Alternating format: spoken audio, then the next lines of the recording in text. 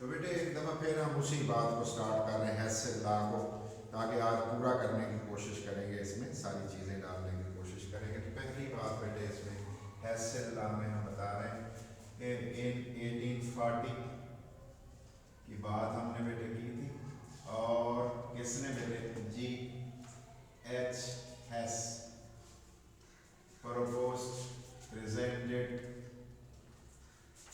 this law, उसने पेश किया इस लॉ को बेटे, और जिसका नाम हमने क्या पढ़ा बेटे, कार्ड, जिसका नाम है बेटे Hess's law of constant heat summation, Hess's law of constant heat summation, constant heat summation वाला ला, जमा वाला ला, सम करने वाला ला उसने पेश किया बेटे। तो ये इसमें मेन बात थी। अब हम देखते हैं इसकी स्टेटमेंट एक दो कर लेते हैं बेटे, एक आधी कर लेते हैं, वो भी काफ़ी है। It can be stated as, इसको इस तरह से बयान किया जा सकता, कई डेफिनेशन है बेटे, लेकिन हम कर एक आध कर लेते हैं। Stated as net enthalpy change, net enthalpy बेटे चेंज, इंथैल्पी, नेट इंथैल्पी की तब्दीली, इंथैल्पी हीट की तब्दीली, डेल्टा एच की तब्दीली जिसको लिखते हैं नेट इंथैल्पी चेंज। जो नेट इंथैल्पी चेंज हमारे पास होगी वो रिएक्शन के दौरान कैसी बेटे होगी, net the net enthalpy change, net total enthalpy change during a change of reaction, एक रिएक्शन का फिजिकल चेंज भी बेटे हो सकती है, इज या डिपेंड ऑन, उसका ताल्लुक होता है इनिशियल एंड फाइनल स्टेट्स पे, इनिशियल एंड फाइनल स्टेट्स पे, एंड इंडिपेंडेंट ऑफ, उसका कोई ताल्लुक नहीं होता of intermediate states, intermediate steps पर, दरमियान में बेटे स्टेप्स पर उसका कोई ताल्लुक नहीं होता, स्टेट्स पे कोई ताल्लुक नहीं होता।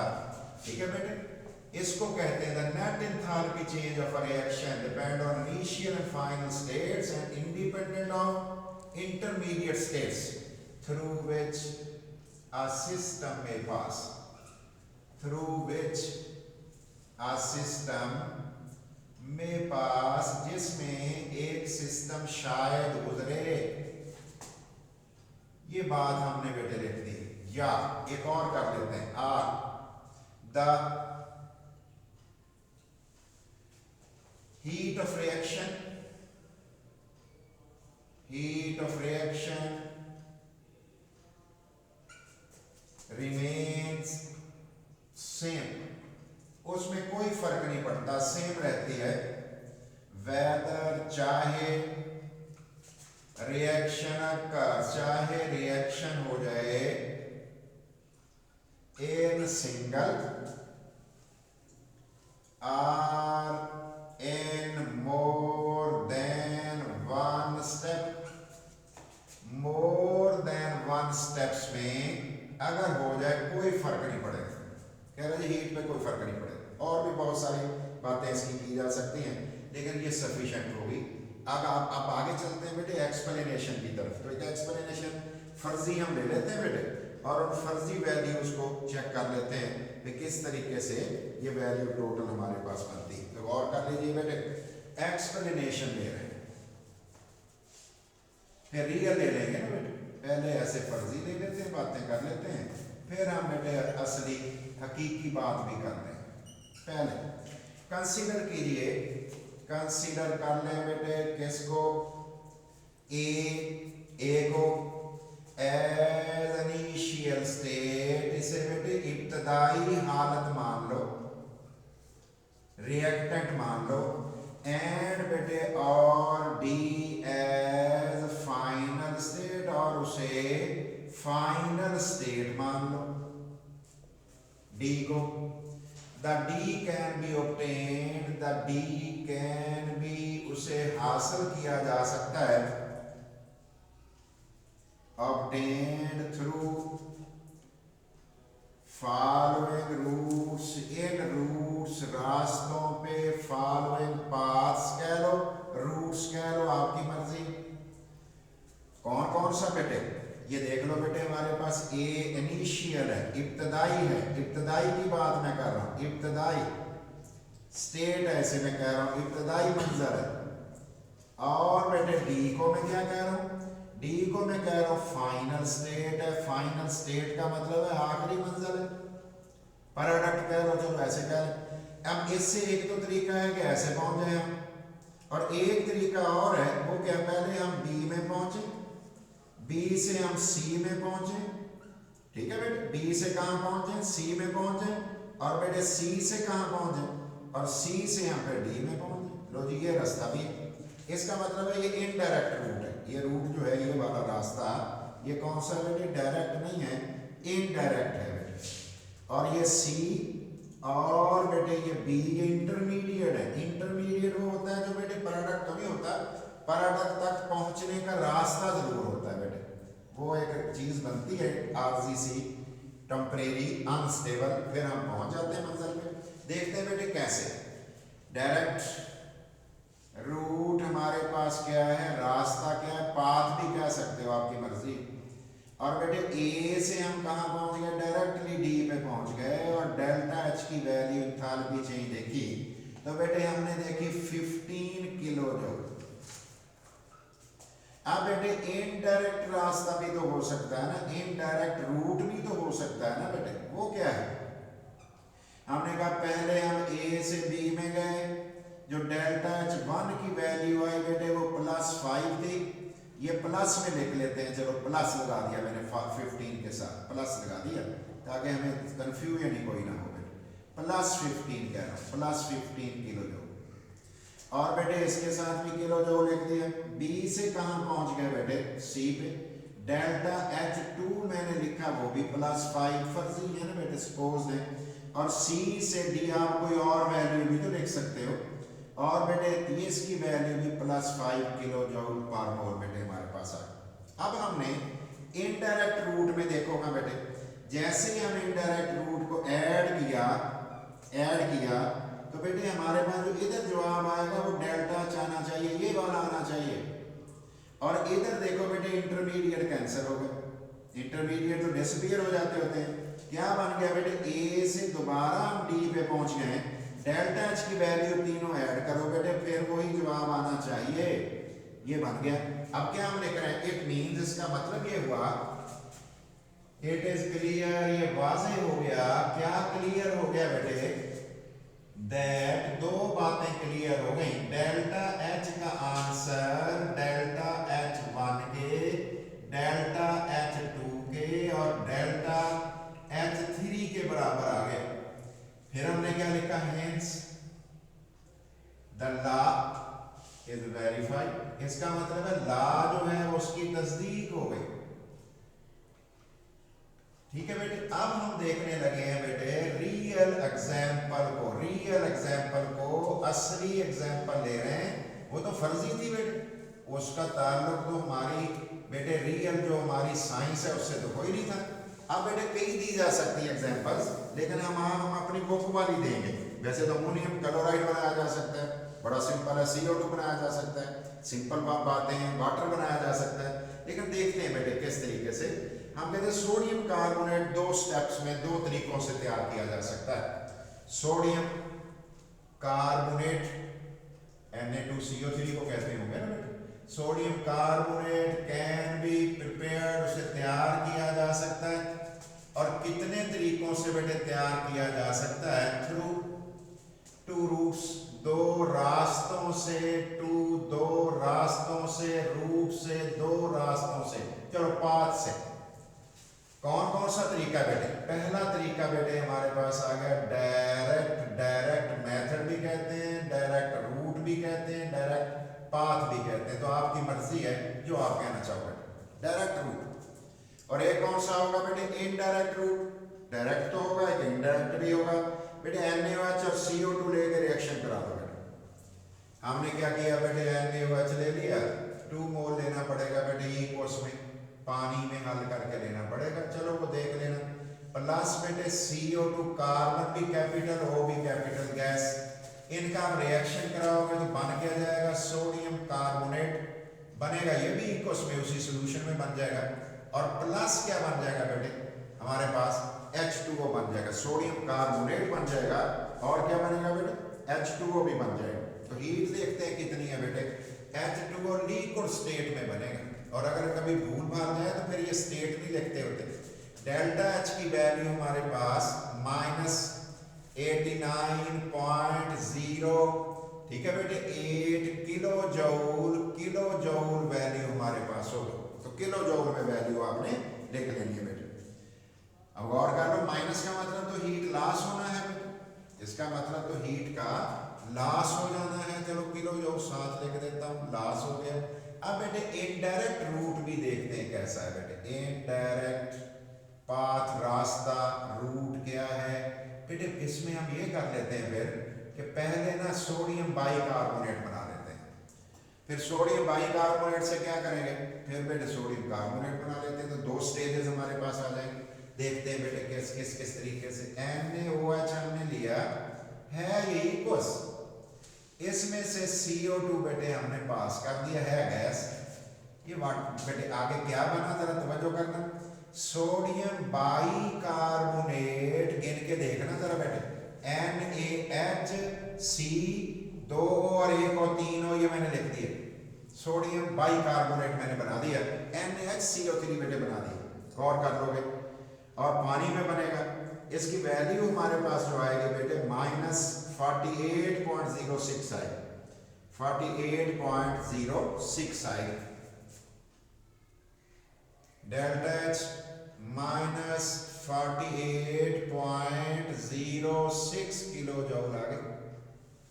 इसके साथ आप पर मोल भी वैसे लिख सकते हो। इस सोडियम बाइकार्बोनेट को लें, इसका मतलब ये सोडियम बाइकार्बोनेट हमारा इंटरमीडिएट है, इसके अंदर 1 मोल NaOH और डाल, इक्वस वाली डालनी बेटे, पानी वाली, और इसके रिजल्ट में क्या बनेगा, गौर करो बेटे, ये 2 Na हो गए, लिख दिया मैंने बेटे, Na2 हो गए, सही। और बेटे CO3 बन गया, और किस में, इक्वस में, प्लस क्या बना बेटे, प्लस जरा गौर करो बेटे, हमारे पास OH और ये वाला H क्या हुआ, पानी। अब डेल्टा H की वैल्यू ये लिक्विड में बनेगा, पानी बेटे लिक्विड में बनेगा, और वैल्यू जो बाकी बची है वो कितनी है बेटे, 41.02, 41.02 या 41.02 किलो जूल। अब बेटे इन दोनों को जरा सम अप करके देखो, जमा करके देखो। अगर आप ऐड करते हो तो बेटे ये डेल्टा H1 दे रहा हूं, इसे मैं डेल्टा H2 दे रहा हूं। अब मेरे पास जो आंसर यहां आना चाहिए वो डेल्टा H आना चाहिए। कौन से वाला डेल्टा H, ये वाला, और रिएक्शन भी ये वाला आना चाहिए। करके देखते हैं बेटे, ये देखो बेटे, सोडियम बाइकार्बोनेट से कैंसिल, 1 NaOH 1 NaOH, कितने NaOH होगा, 2 NaOH2 होगा, इक्वस प्लस क्या बन गया बेटे, CO2 गैस, और इसके रिजल्ट में क्या बना, इसके रिजल्ट में सोडियम कार्बोनेट इक्वस, और बेटे साथ क्या बना, H2O लिक्विड। जरा गौर करो, वैल्यू इकट्ठी करके देख लो बेटे, 2 और 6 बेटे कितना हो गया, 8 बेटे, 0 पॉइंट बेटे पूरे 89 बनते हैं, 89 मुकम्मल बनता है। देखो हाँ बेटे, 89 पॉइंट कितना बन गया बेटे, 89.08 किलो जूल आंसर आ गया। इट इज क्लियर, ये वाजे हो गया, क्या वाजे हो गया, दैट वाजे हुआ बात बेटे, डेल्टा H जो है वो इक्वल हो गई delta H1 plus delta H2 के। हेंस इसका मतलब क्या हो गया, हेंस लॉ इज वेरीफाइड बेटे, इसकी तस्दीक हो गई, और तस्दीक भी एक्सपेरिमेंटली हो गई। लो जी, ये हमारा दूसरा रूट्स भी आ गए, दो रास्ते भी आ गए। अब हम देखते हैं इसकी, याद रखिए बेटे अगर एक डेल्टा एच साइकिल में हो रहा हो तो 0 के बराबर होता है, ये भी ख्याल करना। तो ये मैंने किसकी बातें की हैं बेटे, रियल एग्जाम्पल की बात हमने की थी, और हमने एक बेटे इनडायरेक्ट रूट और एक डायरेक्ट रूट, और बनाया कौन है, बनाया हमने सोडियम बेटे, सोडियम कार्बोनेट है, इसमें भी हमने बनाया क्या है, सोडियम कार्बोनेट हमने बनाया। और स्टार्ट किससे किया था, NaOH से।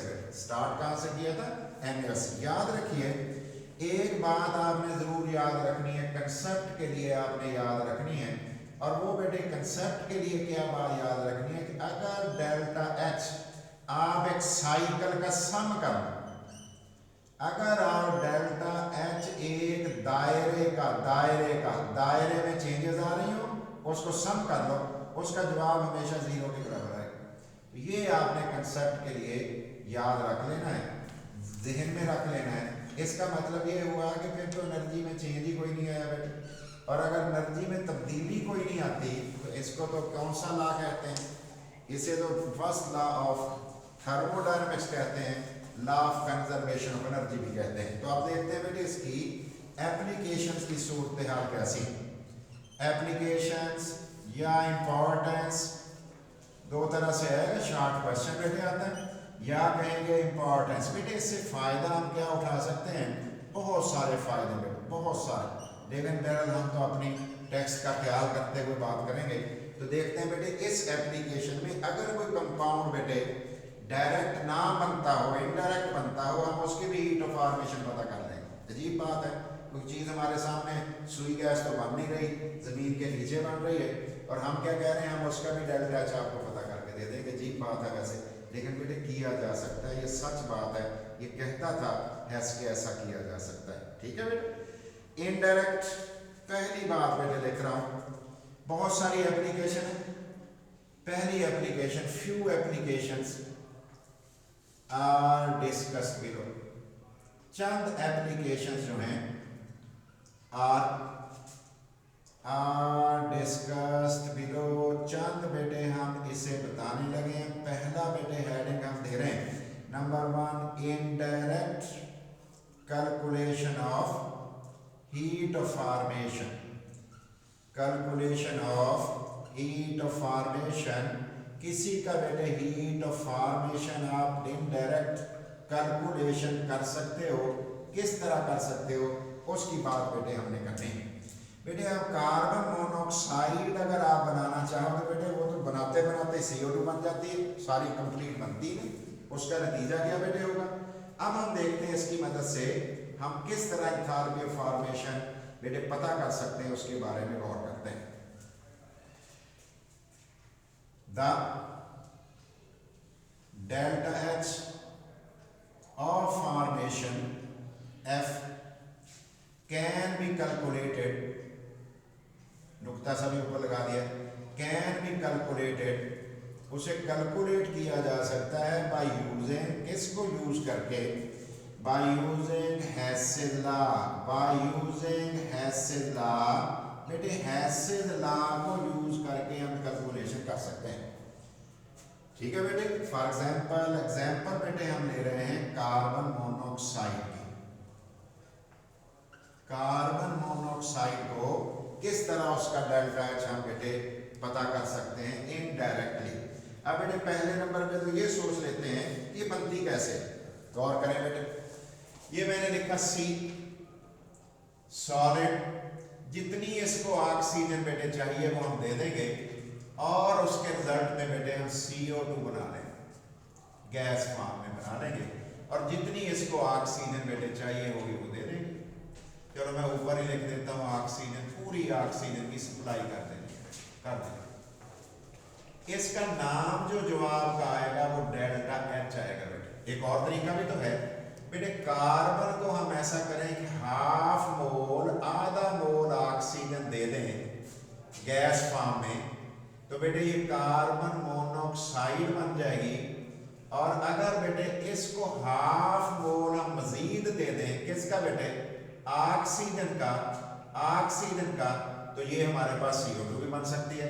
इसका मतलब है ये जो दो रेड में लिख रहा हूं डेल्टा H1 और डेल्टा H2, ये बेटे इसकी वैल्यूज हमारे पास अवेलेबल अगर होंगी तो ये पता लग जाएगा। अगर इनमें से दो अवेलेबल हो तीन में से, वो भी हमें पता लग जाएगा।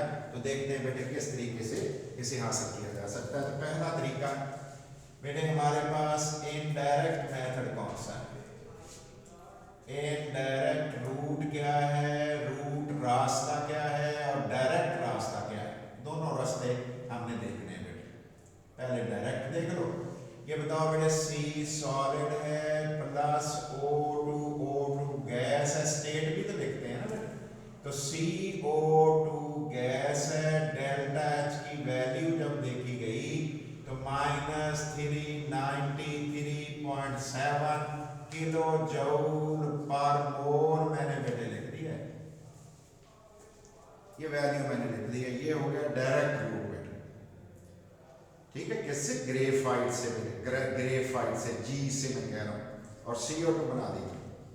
और अगर बेटे हम इसको आधा मोल ग्रेफाइट से दे दें तो फिर क्या बनेगा बेटे? ये जो सॉलिड है ये किस फॉर्म में, मैंने G लिख दिया, नीचे आप ग्रेफाइट पूरा भी लिख सकते हैं, ग्रेफाइट। और बेटे इनडायरेक्ट रूट जरा देखते हैं, इनडायरेक्ट रूट में कैसे होगा बेटे? इनडायरेक्ट रूट में ये कैसे बनेगा बेटे?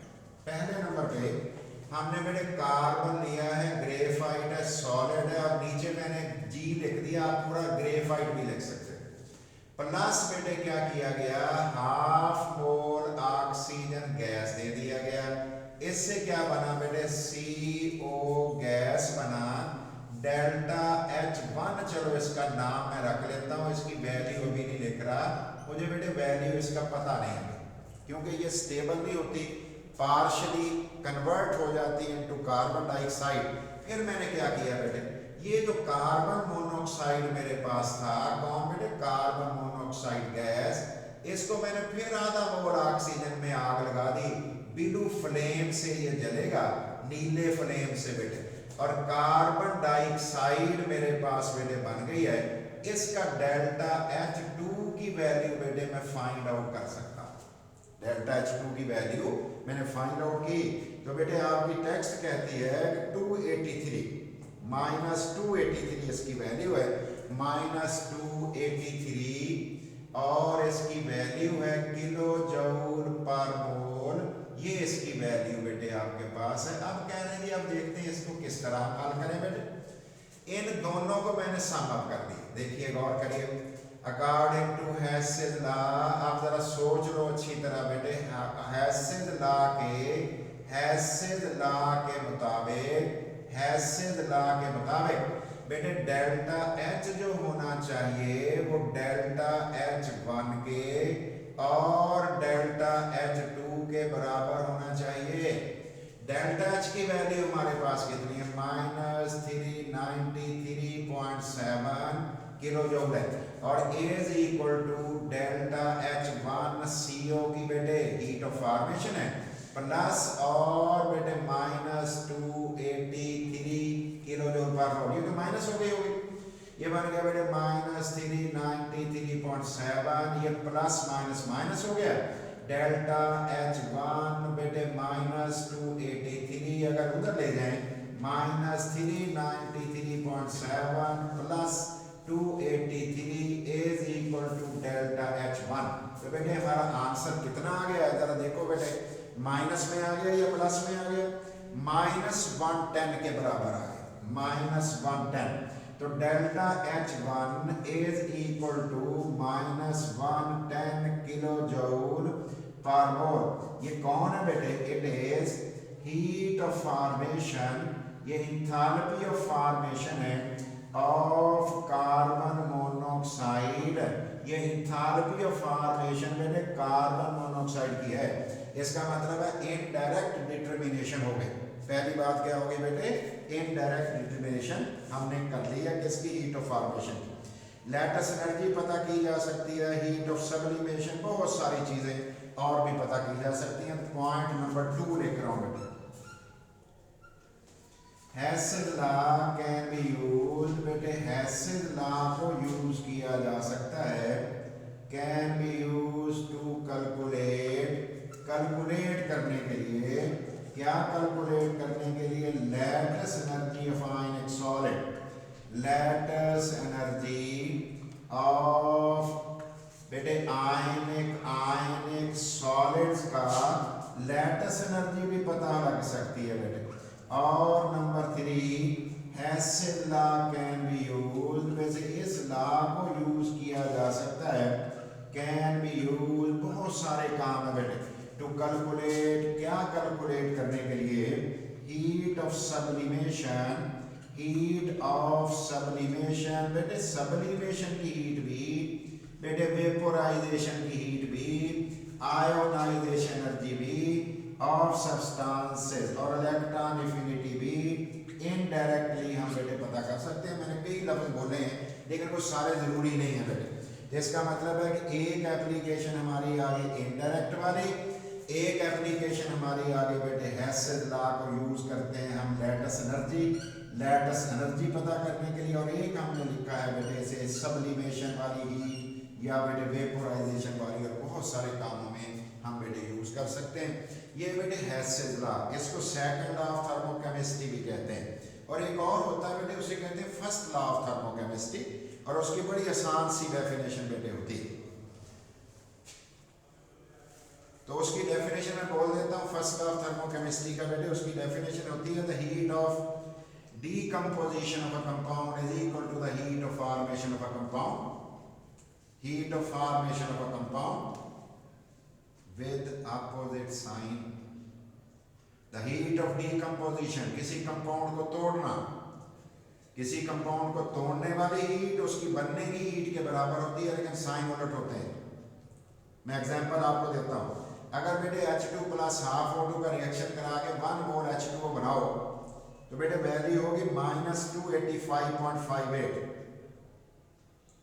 ठीक हो गया। लेकिन अगर मैं रिएक्शन उल्टा कर दूं वैल्यू हो जाएगी प्लस में, उलट वही वैल्यू होगी। इसी तरह से अगर आप CO2 बनाओ, ये देखो बेटे CO2 हमने बना दिया, इधर ये वाला CO2 बनाया हुआ है, हीट लॉस इतनी हुई है, अगर रिएक्शन उल्टा कर दें इसको प्लस लिखना पड़ जाएगा, ठीक हो गया। इसको कहते हैं फर्स्ट लॉ ऑफ थर्मोकेमिस्ट्री, उसको सेकंड लॉ कहते हैं हेसिस लॉ को। तो फर्स्ट लॉ ऑफ थर्मोकेमिस्ट्री क्या हो गया, the heat of decomposition of a compound is equal to the heat of formation of a compound with opposite sign। Example आप CO2 की दे लो, वाटर की दे सकते हो, ये बात बेटे आपके सामने आ जाएगी। ये थे बेटे आपके जो टॉपिक्स थे स्मार्ट सिलेबस में।